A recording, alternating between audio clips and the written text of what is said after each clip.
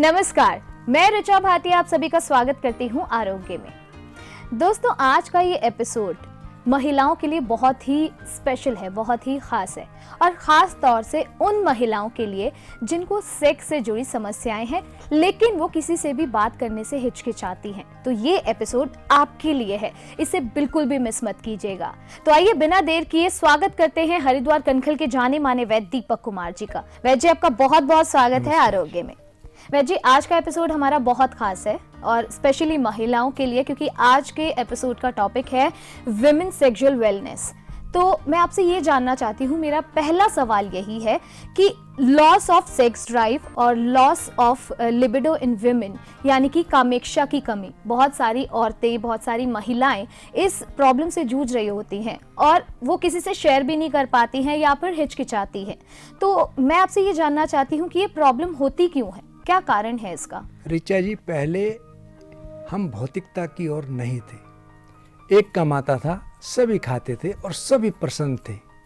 लेकिन बड़े दुख की बात है, आज लगभग सभी कमा रहे हैं लेकिन सुखी कोई नहीं है। और लेडीज़ के ऊपर अक्सर दो तरफ की जिम्मेदारी आ जाती है, क्योंकि आज के समय में लेडीज़ बाहर का भी काम करती हैं और घर का भी। बाहर टीचिंग में हो, ऑफिस में हो, जॉब में हो, वहाँ का कार्य, उसके बाद घर का कार्य, कपड़े धोने हो गए, रसोई का काम हो गया, घर का काम हो गया। तो जाने अनजाने उनके दिमाग में बहुत ज़्यादा तनाव भरने लगा कि उसको मैनेज कैसे करेंगे।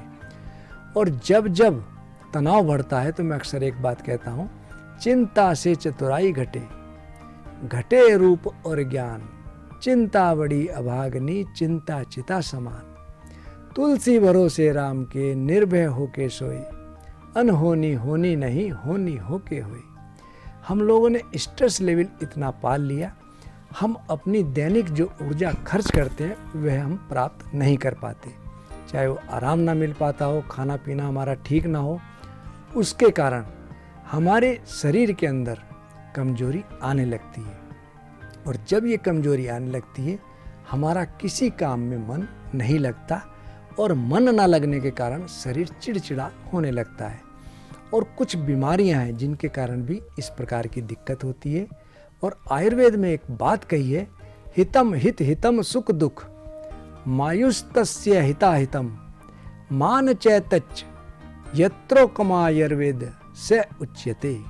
यानी कि आयुर्वेद के अंदर सुख और दुख का वर्णन है, उनको कैसे ट्रीट करना है, कैसे हमको मैनेज करना है, सब चीज़ वर्णित है।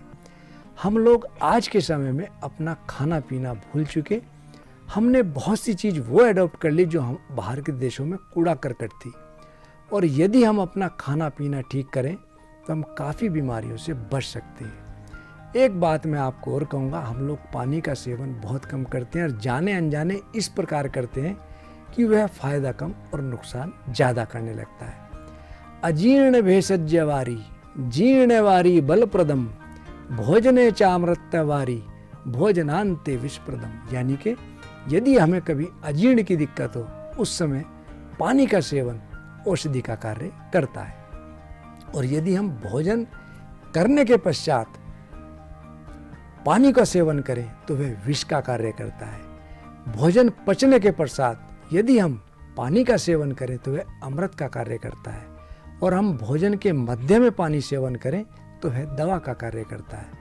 बहुत से लोगों को आपने देखा होगा कि भोजन करा और तुरंत पानी पी लिया, हमारी अग्नि मंद होने लगती है, जिसके कारण हमारे शरीर में नाना प्रकार के रोग उत्पन्न होने लगते हैं। हमारा मेद अव्यवस्थित हो जाता है, हमारा बीपी बढ़ने लगता है, शुगर बढ़ने लगती है और बहुत सी बीमारियां बढ़ने लगती हैं। और स्वस्थ पुरुष और स्वस्थ स्त्री की पहचान क्या है?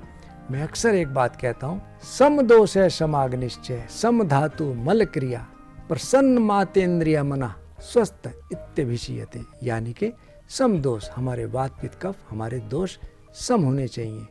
अग्नि हमारी सम होनी चाहिए, ना भूख बहुत ज़्यादा लगे ना भूख बहुत कम लगे। सम धातु, रस रक्त मांस में अस्थि मज्जा शुक्र बैलेंस होनी चाहिए। आदमी में धातु और औरत में रज, इसका निर्माण होता है। अंडा ठीक प्रकार बने, रज उसका ठीक हो तो उसको किसी प्रकार की दिक्कत नहीं होती। उसका मन प्रसन्न होना चाहिए। और अगर वह स्वस्थ है तो हर प्रकार के सांसारिक चीज़ों को हम भोग सकते हैं। आज के समय में बहुत ज़्यादा हर चीज़ डिसबैलेंस होने के कारण इस प्रकार की दिक्कत आ गई। और सेक्स में इतना एक कहूँगा कि हर पति पत्नी का एक बहुत पर्सनल चीज़ है। इससे हम कुछ बीमारियाँ, कुछ अशांतियाँ, कुछ झगड़े इनसे हम दूर कर सकते हैं। और बड़े दुख की बात है कि आज समाज के अंदर तनाव का एक बहुत बड़ा कारण है, लेडीज़ हो या जेंट्स हो, एक दूसरे को संतुष्ट ना कर पाना। वैसे हमारे कॉलर हमारे साथ जुड़ चुके हैं, ये जानते हैं क्या सवाल है उनका। जी। हेलो हेलो हेलो जी, कौन बोल रहे हैं? मैम, शिवानी बात कर रही हूँ दिल्ली से। बहुत बहुत स्वागत है आपका। क्या सवाल है आपका? जी मैम, मुझे ये जानना है, मेरे फेस पे पिंपल्स बहुत ज्यादा हो रहे हैं। जी, जैसे मैं कुछ ऑयली खाती हूँ या बाहर का खा लेती हूँ तो ये प्रॉब्लम हो जा रही है। बहन जी, आपकी उम्र कितनी है?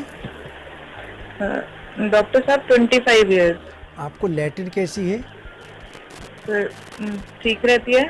और कहीं बहुत ज़्यादा कोई पीरियड की समस्या तो नहीं है? जी पीरियड्स की समस्या तो नहीं है? सर, कभी कभी हो जाता है डिस्टरबेंस। ठीक। और कोई दिक्कत? नहीं सर, अभी तो यही। आपने कहा कि कभी कभी बाजार का या बाहर का या तला हुआ खाने से आपको दिक्कत होती है। मैं अक्सर एक बात कहता हूँ, एक ट्रीटमेंट और दूसरा मैनेजमेंट। आपको बीमारी है, हम आपको दवाई बताएंगे, आप दवा सेवन करेंगे, आप ठीक हो जाएंगे। लेकिन आपको यदि तला हुआ, मिर्च मसाले, खट्टा या बाहर का भोजन सूट नहीं करता तो सबसे पहले बहुत अच्छा होगा कि आप उसको अवॉइड करें। और इस तरह की दिक्कत में तला हुआ वैसे भी नुकसान करता है। मिर्च मसाले कम से कम लेना चाहिए। हमको इस प्रकार का भोजन लेना चाहिए जो बहुत ज़्यादा सात्विक हो। दही है, मट्ठा है, दूध है, पानी है, हरी सब्जियां हैं, सलाद है, इसका अत्यधिक सेवन करें। दूसरा, किसी को बहुत ज़्यादा कब्ज़ रहे तब भी इस प्रकार की दिक्कत होती है। यदि आपको कब्ज़ रहे या पेट साफ ना रहे तो उसके लिए आप प्रवाही कार चूर्ण और त्रिफला घनवटी 3 से 4 गोली दिन में 2 बार सेवन करें। आपने बताया पीरियड्स की समस्या है, किसी किसी को पीसीओडी की दिक्कत होती है, तब भी इस प्रकार की दिक्कत बन जाती है। चेहरे पर झाइयाँ या दाने निकलने लगते हैं। सबसे पहले पीसीओडी के लिए मैं इतना कहूँगा कि रत्नगर्भा और आरोग्यवर्धनी और कांचनार गुग्गुल, इन तीनों की 2-2 गोली दिन में 2 बार सेवन करें। यदि आपको इस प्रकार की कोई दिक्कत नहीं है तो फेस के लिए आप रक्त विकार नाशक और नीम घनवटी, इन दोनों की 2-2 गोली कुछ समय दिन में 2 बार पानी के साथ सेवन करें। हम अपनी फार्मेसी में एक फेस पैक बनाते हैं, प्योर हर्बल है, आयुर्वेदिक जड़ी बूटियों से बना है, मसूर, हल्दी, चंदन इत्यादि से निर्मित है।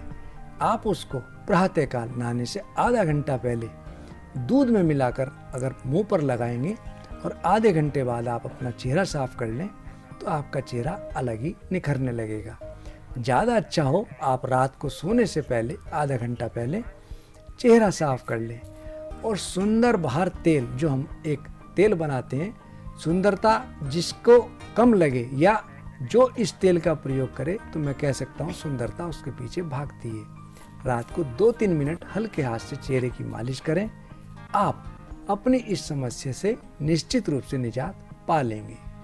लेकिन परहेज फिर भी मैं कहूँगा कि जरूरी है, आप परहेज जरूर रखें। खट्टा तला बाजार का ना सेवन करें। जी, इसके बारे में और अधिक जानकारी आपसे लेंगे, लेकिन उससे पहले आइए आपको दिखाते हैं आपके कौन से पेशेंट हैं जो आज अपने आप को स्वस्थ महसूस करते हैं। जी, मैं अमनदीप कौर हरिद्वार से बात कर रही हूँ और मेरे को काफ़ी समय से एसिड की प्रॉब्लम थी। मेरे फेस पे भी काफ़ी पिंपल्स थे और अभी मैंने काफ़ी मेडिसिन वगैरह भी खाई, लेकिन उससे मुझे कुछ आराम नहीं मिला। और मैं बताना चाहती हूँ कि मैंने सिर्फ 15 दिन दवाई खाई है और मेरे फेस से सारे पिंपल्स गायब हैं अभी, सिर्फ 15 दिन की दवाई से।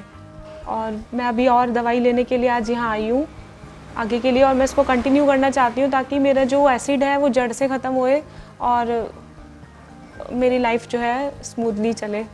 तो वे जी हरिद्वार से अमरदीप कौर जी, इनको तेज़ाब बहुत ज़्यादा बनता था और चेहरे पे काफ़ी पिंपल्स थे, जिससे काफ़ी परेशान थे, बहुत इलाज कराया, कहीं ट्रीटमेंट नहीं मिला, लेकिन सोल्यूशन मिला आदर्श आयुर्वेदिक फार्मेसी में। थोड़ा सा डिटेल में आप इस केस के बारे में बताएं। ऋचा जी, ये महिला जॉब करती थी और जॉब के कारण इनका चाय का सेवन बहुत ज़्यादा था, भोजन बहुत ज़्यादा अव्यवस्थित था, जिसके कारण इनको तेजाब, एसिडिटी बहुत ज़्यादा बनती थी। और आयुर्वेद का एक बहुत प्रसिद्ध चूर्ण है अविपत्तिकर चूर्ण, और जिन लोगों को बहुत ज़्यादा पित्त बिगड़ जाए उसके लिए अविपत्तिकर चूर्ण में कामदुदा रस और वृहत सूत सेकर मिलाकर के मैं सेवन कराता हूँ। मैंने इनको भी ये दिया और इसके सेवन से इनका पित्त शांत होने लगा, पेट में जो गर्मी थी वह कम होने लगी, कोष्ठ शुद्धि हो इसके लिए रात्रि में प्रवाही कारचूर्ण सेवन कराया। दूसरा, जब पित्त बहुत बढ़ जाए, तनाव बहुत बढ़ जाए, कोष्ठ शुद्धि ना हो तो अक्सर बाल झड़ने की समस्या बहुत तेजी से बढ़ने लगती है। उसके लिए आयुर्वेद का एक बहुत प्रसिद्ध चूर्ण है भृंगराज आदि केसराज चूर्ण। 2 भाग भंगरा, 1 भाग काले तिल, 1 भाग आंवला और 1 भाग मिश्री मिलाकर ये बनता है। इसकी मैंने इनको 2 बार 1-1 चम्मच दूध या पानी से सेवन करने के लिए कहा। और साथ में हम एक अपनी फार्मेसी में तेल बनाते हैं, रोजमेरी भृंगराज तेल। इसके तेल के प्रयोग से सिर में रूसी हो, बाल बहुत टूटते हो, स्कैल्प सूखा रहता हो या बालों की जड़ कमजोर हो गई हो, निश्चित रूप से 3-4 बार के प्रयोग से ही लाभ मिलने लगता है। मैंने इनको ये प्रयोग कराया और खाने के लिए केसरा चूर्ण दिया।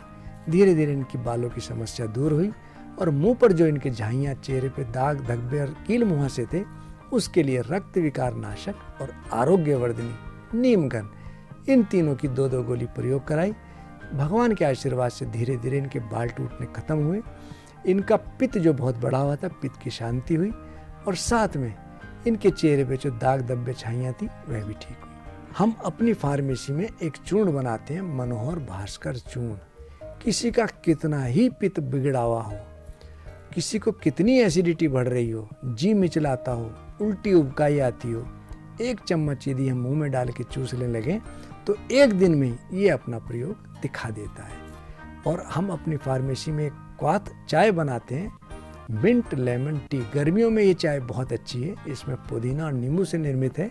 यदि किसी को उल्टी आ रही हो, जी मिचलाता हो, गर्मी के कारण प्यास की अधिकता हो या शरीर में पानी की कमी हो, 2 चम्मच यदि पानी में उबाल के सेवन करें, निश्चित रूप से लाभ मिलता है। बहुत बहुत शुक्रिया वैद्य जी। वैद्य जी, हम अपने टॉपिक पे बने रहेंगे, लेकिन दर्शकों वक्त तो चला एक छोटे से ब्रेक का। तब तक आप ये नंबर ज़रूर ट्राई कीजिए अगर आप वैद्य जी से बातचीत करना चाहते हैं, जो लगातार आपकी टीवी स्क्रीन पर फ्लैश हो रहे हैं। तो लौटते हैं एक छोटे से ब्रेक के बाद।